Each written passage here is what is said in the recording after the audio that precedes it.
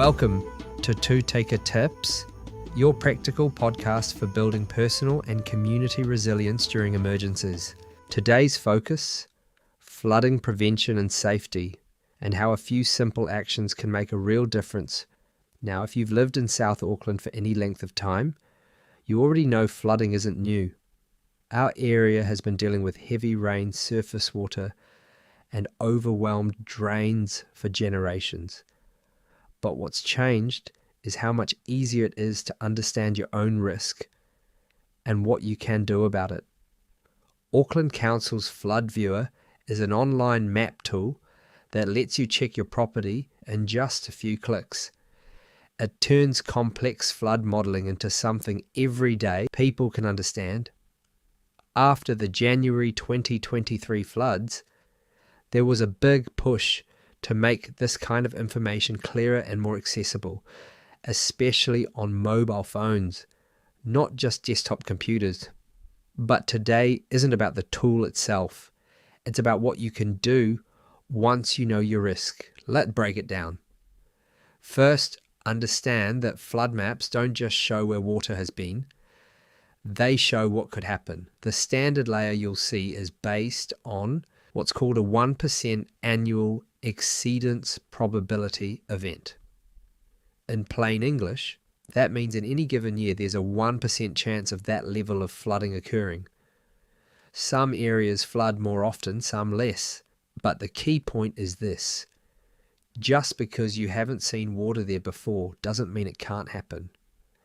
And these maps already factor in climate change and future development, because buildings are designed for decades, not just the next couple of summers. So what should you look for?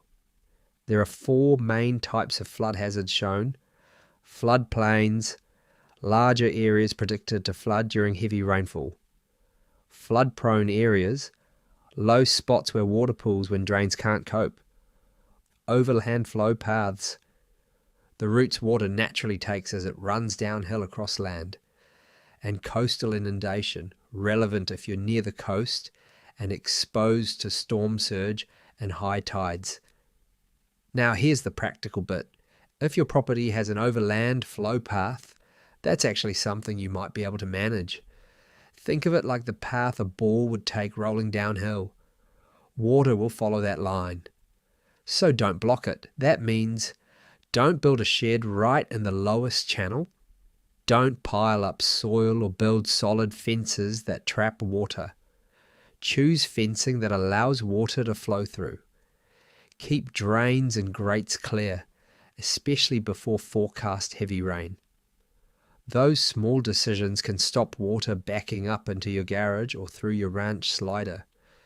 If you're renting, this still matters. You can ask your landlord about drainage. Take photos of low areas or storage spaces.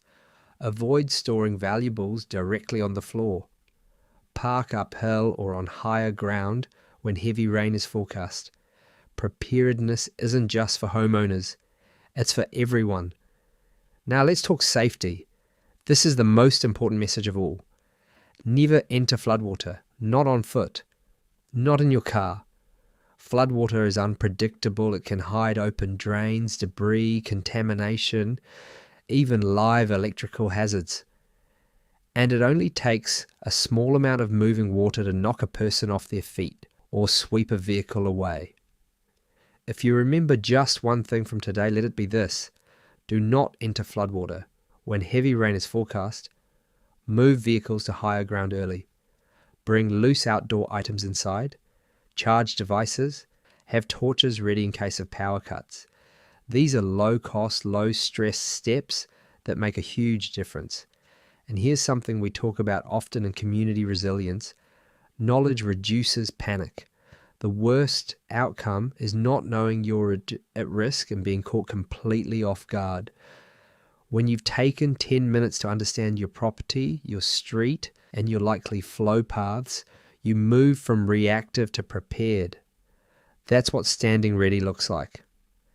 If you want to check your address, visit the Auckland Flood Viewer online and explore the layers for your property. There's also a Get Prepared section with practical actions you can take right away. The The site includes guidance in multiple languages and accessibility options too, because preparedness should be for everyone. Flooding is part of living in a changing climate, but being caught out doesn't have to be. Take 10 minutes this week. Look up your address. Walk outside and actually trace where water would go if it poured right now. Talk to your neighbour about it. Small awareness, small changes, big difference. That's how we stand prepared together.